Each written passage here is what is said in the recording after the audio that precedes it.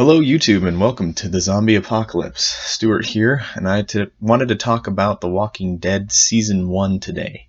The Walking Dead was what got my love for zombies really ignited, and so I wanted to spend some time talking about it now that there's a new season coming out, and now that some of the characters have bit the dust. I figured it would be best to start at the beginning and talk about how the characters got to where they are today.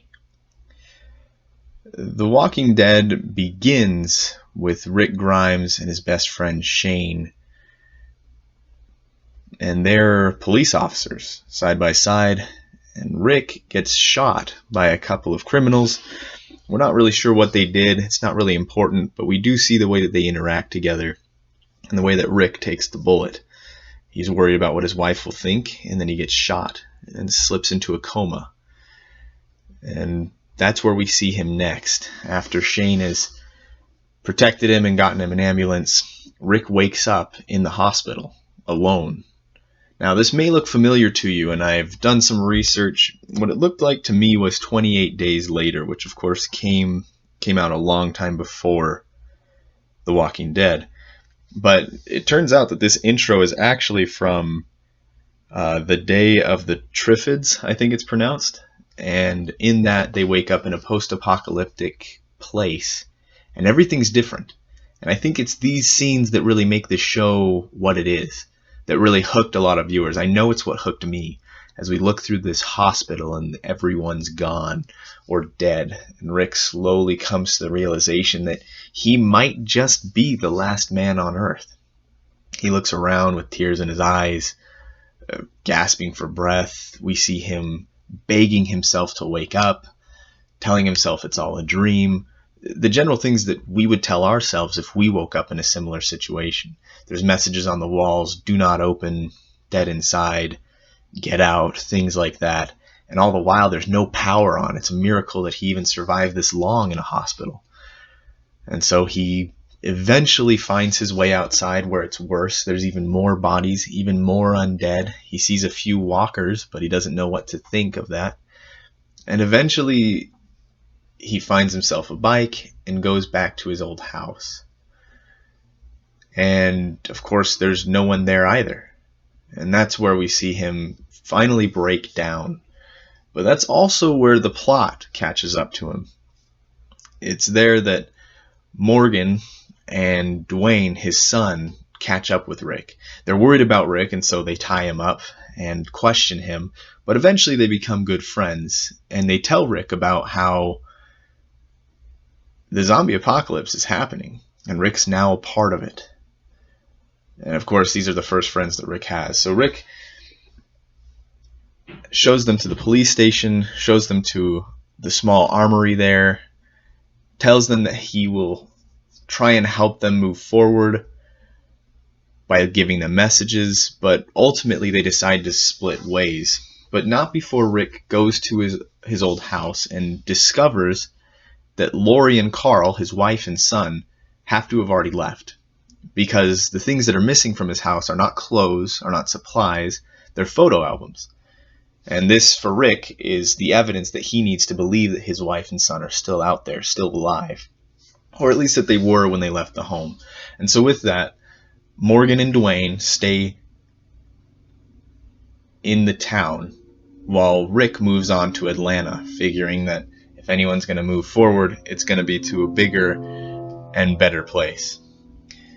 Now with that, he takes the police cruiser, and in the police cruiser is a radio, and he uses that to communicate. He starts using emergency broadcast. And during this, we see our first glimpse of the group of survivors that we will follow during the duration of this show. They pick up his broadcast, likely using the same radio, but the one that Shane has. They hear Rick, and they communicate back, but Rick doesn't hear them, as they're on a mountaintop. And so we know that Lori and Carl are alive, and even more that Shane is alive, and that they're with a group of survivors. And all Rick has to do is find them, and this is where the storyline, the plot, sort of amps up.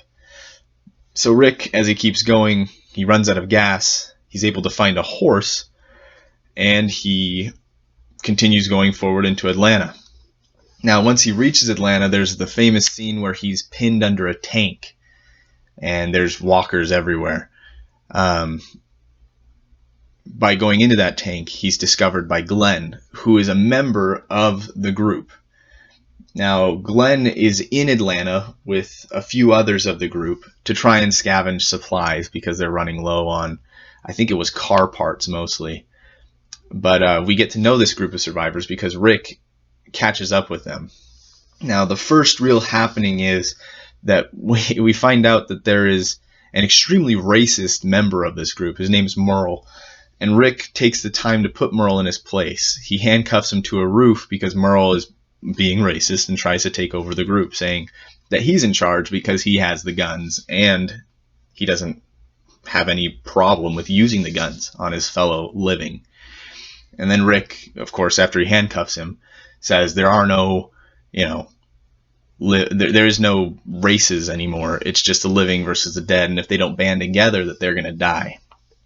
So Rick decides to leave this building to try and find a way out. The problem is that the survivors have been pinned down in this building for a while, and they aren't sure how to get out. So Rick has to figure out a way, and during this entire episode, it's mainly devoted to that. Rick eventually decides that the best way to do it is to cover himself in walker parts, go out, find a truck, drive it back, and load everyone into the truck, and then drive them back to where they are. Now, of course, there's a lot of things that happen during this, a lot of action, a lot of really good parts, but the main thing that the show will use again is that Merle is forgotten on the roof. And that obviously poses a problem because they basically killed a member of their own. But Rick is able to find a truck, and he comes back to the place. And he uses Glenn, who becomes one of the main characters, to do that, because Glenn provides a distraction. So we see two different things about zombies in this world. One is that they are easily fooled by masking your scent, and the other is that they're easily fooled by creating a diversion. Because of that, I mean, obviously they're called walkers because they don't want to copyright, or they want to create their own universe. But because of that, I think that it's safe to say that this is a zombie show, and in some cases, a lot of people consider it the zombie show. But the group is able to, all of them survive except for the one that's locked on the roof. The reason he stays locked up there is because the key gets lost by T-Dog. He's the black character, and he was entrusted with the key because he was the victim of Merle's racism. And so he drops the key on accident. It's very clear that he didn't mean to do it. But they're able to escape, and they make it up to the mountain, where Glenn is obviously chastised for, using a car that's extremely loud to get back there. But everybody's happy to see each other again. A lot of them express that they weren't expecting to see each other again, that they thought they were dead. And Rick, not knowing that his family is still alive, is greeted with them. And of course, we have this scene here where they're reunited for the first time. And there's several different expressions. Obviously, on Carl, Rick's son's part, there's a lot of relief and love. I think that that's also reflected by Lori, his wife. But at first, if you look close, Lori looks almost worried, as Shane does. Shane, in this next scene, he looks at Rick. Obviously, he eventually becomes happy that Rick's alive, but in this moment, he's almost worried that Rick's alive, because there's so much that's happened. The main thing that's happened is that Lori and Shane sort of moved in together and began participating in all that entails. And so Lori obviously is racked with guilt at this point, knowing that at least on some level she's messed up. And we'll talk about that at a further point from this, but suffice it to say that Shane and Lori feel at least some guilt in this scene, whereas Rick and Carl at least are just happy to be alive and to have found each other. Lots of emotions. I think this is one of those moments that makes this show a cut above the rest in terms of zombie TV. these are emotions that go beyond, hack and slash and busting heads. It's a moment that's shared by each one of us because we can understand at least partially what they're going through. In the next few scenes, Rick decides to tell Daryl, Merle's brother, that he left Merle handcuffed to a roof. And of course, Daryl's not happy about it. He tries to attack Rick, but after they calm him down and hold him down, as the case may be, they basically decide that letting someone die on a roof doesn't sit well with Rick. And so he decides to go back into town. Now, Shane's not happy about this, and he says so. He says, Rick, this is a dumb idea. If you leave, we'll lose people because we won't have enough people to defend this place. And Rick will say, well, when we go back, we'll get the guns that I left in Atlanta, because Rick drops a bag of guns while he's in Atlanta to escape the walkers. So with that plan, they decide to head back into Atlanta, despite the danger, in order to find the guns and Merle.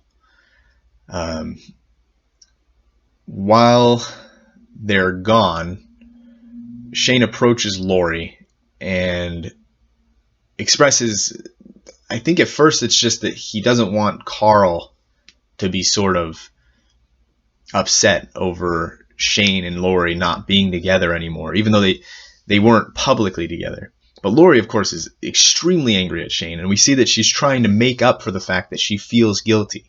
Of course, Shane thought Rick was dead, and that's why he told Lori that Rick was dead. But she doesn't understand that, whether it's because she doesn't want to understand that or because she can't. All that she knows is that mistakes were made, and at least from her perspective, it's on Shane. Now, we jump back to the group in Atlanta, and they find out that Merle was only able to find a hacksaw, which was too dull to cut through the handcuffs, but was sharp enough to cut through his arm. And so all they find left of him is his disembodied hand. Of course, Daryl's super upset about this and tries to take out his anger on the other members of the group, but eventually they decide there's nothing they can do, that Merle has escaped, and he's on his own at this point. So they do manage to find and get the guns. There's an adventure that happens with that, but it's not really important to the main plot line.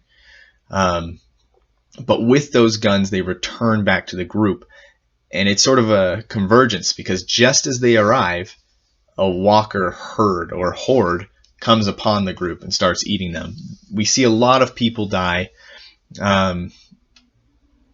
but mostly it's just confusion. And we notice that Shane is able to fend off a lot of the walkers until he runs out of ammo.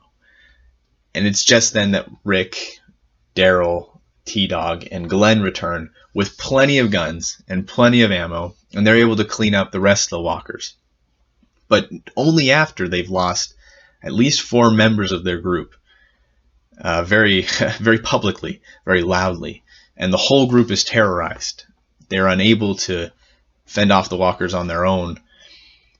This naturally creates a disagreement among the group about how best to protect themselves.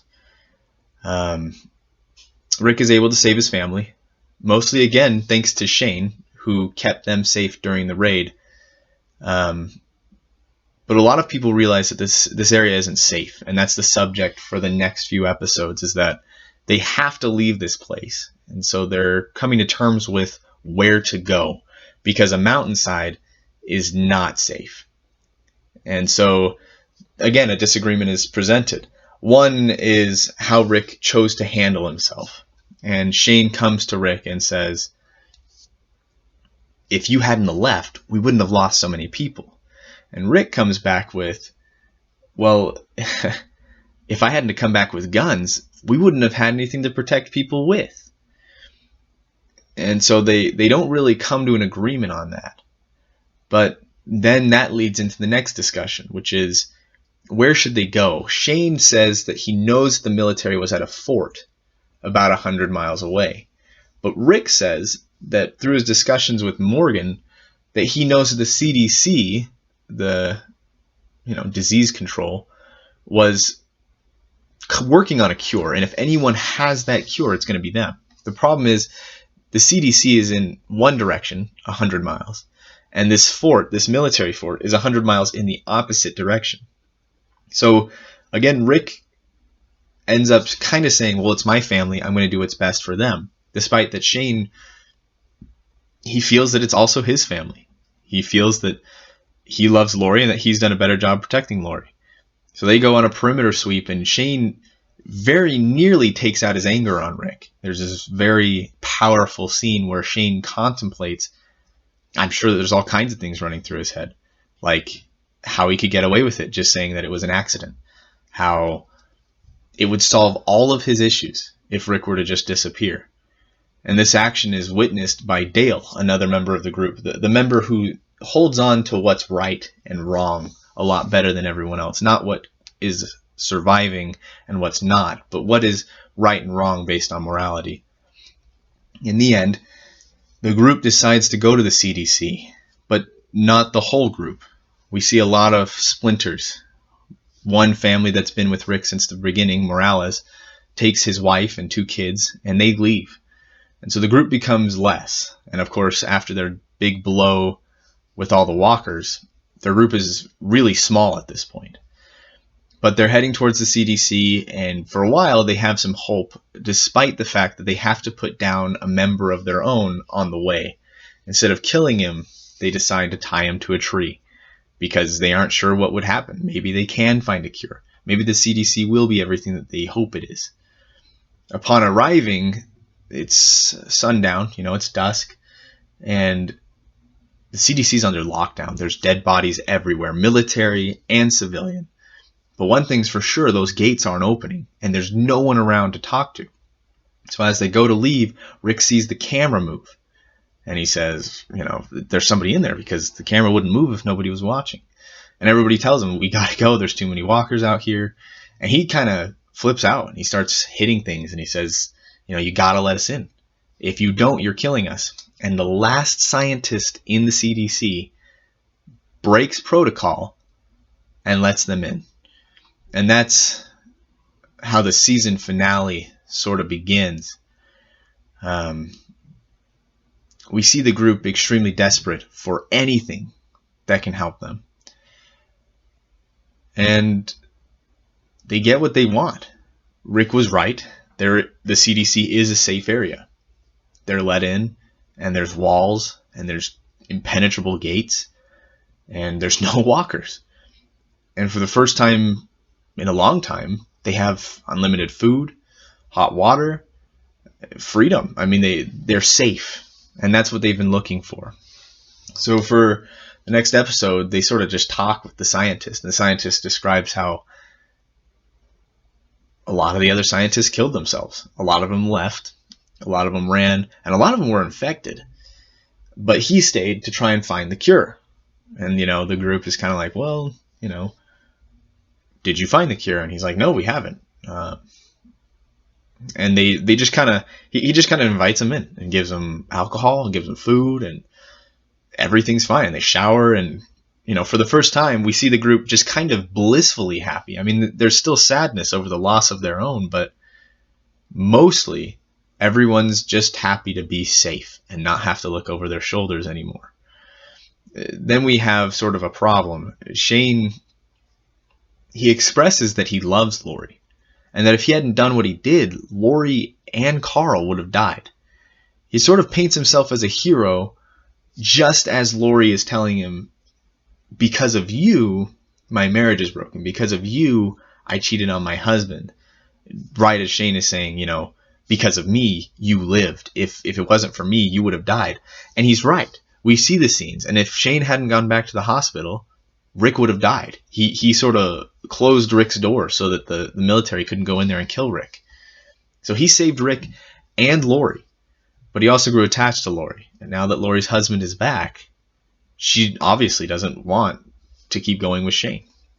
But Shane doesn't understand that. And that's when he says that he loves her, and that he knows that she loves him. Of course, he's drunk at this point, but that's no excuse. And he tries to force himself on Lori.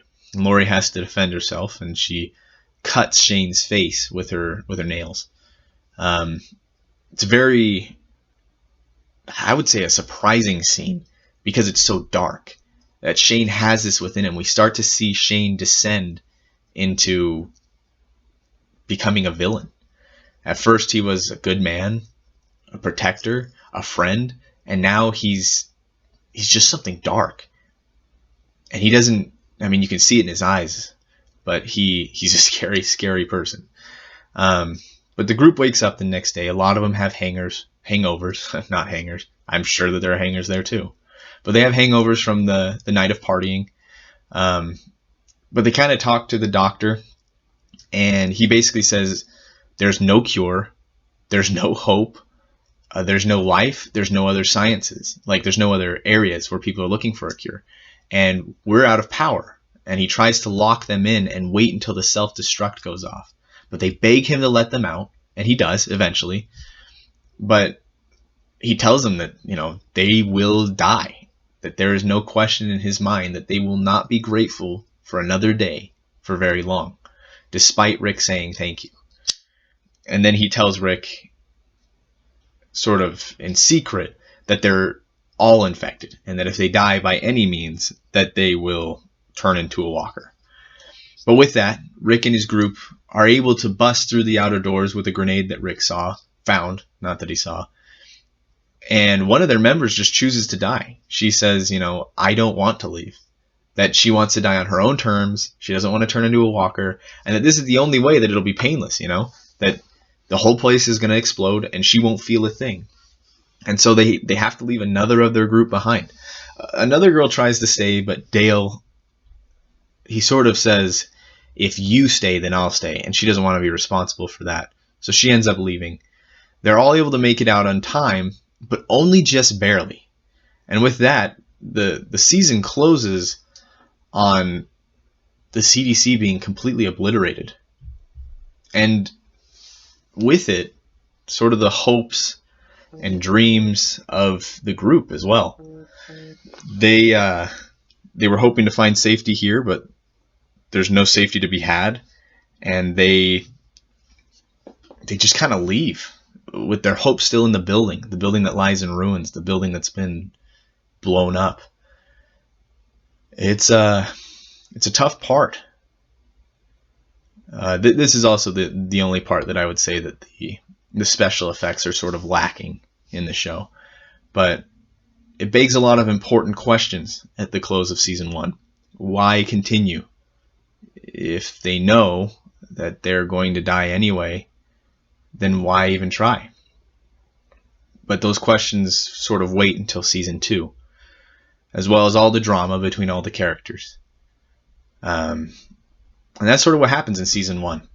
Now I wanted to talk more about what I thought, about what kinds of, quality of the show and things like that. The first thing I wanted to mention is the zombies. The zombies in this show, I think it's pretty clear that at least in season 1, the writers weren't exactly sure what they wanted. We see clips of zombies climbing ladders. In the first episode, there's one that tries to open a door after recognizing it as her house and that her husband and child are living inside. Another example is they pick up teddy bears or they use rocks to break glass. These aren't really what zombies are. Zombies are mindless. They don't use tools. They don't band together. They don't communicate. They are mindless horde animals. And so because of that, I think that I'm going to give the zombies, at least for season 1 of The Walking Dead, a 6 out of 10 because they aren't really accurate to source material. If they were, they'd have a much higher score. Mostly they are okay. They move slow. They are mostly mindless. They're easily fooled. But there are just a few things that I would have changed. And they do go down with a headshot, which is the main thing. As far as the quality of writing of The Walking Dead, I think especially in season 1, it's very good. We have the racist guy gets handcuffed to a roof and has to cut off his hand. I think that's very satisfying. It's very satisfying to watch that happen to someone who deserves it. For the sake of a story, at least. I'm not promoting violence and never will. But furthermore, there's a guy who beats his wife, and he gets just beaten by Shane. And again, this isn't how you should respond to things in real life, but for the sake of the show, it makes it very satisfying to watch. And then lastly, the quality of the characters. These are real people who struggle with real things. Should Lori have moved on to Shane that quickly? Probably not. But I don't know what most people would do in that situation. It's tough. It's very tough. How would you deal with falling in love with a family and adopting it as your own, only to have it taken away from you by something that should make you happy? The, discovery that your friend's still alive. It's not easy. It's not easy to decide who's right and who's wrong. And I think that's what gives this show depth. Even in those final scenes when people are deciding whether or not they want to kill themselves, my first answer is no, you should never kill yourself. But I don't know what I would want to do if everyone that I knew was dead and I knew that I would end up dead as well. So we see these characters struggle with these complex emotions. It makes for a very interesting watch. As far as season 1 goes, I would give the quality probably an 8 out of 10. There are a few inconsistencies here and there, and occasionally the writing for the characters' dialogue gets a little sloppy or even a little lazy. But by and large, it's very good. I would, and my last rating, whether or not I would recommend this, I would recommend this 10 times out of 10. This is a good season. In some ways, I think this season could stand alone, and if it was made into sort of a multi-length zombie movie, you better believe I would be watching that, and I would encourage everyone else to do the same. But with that being said, thanks for watching. Let me know in the comments below what you'd like to see in the future. I review and talk about any zombie content, whether it's books, media, or movies. Just let me know. And thanks for watching.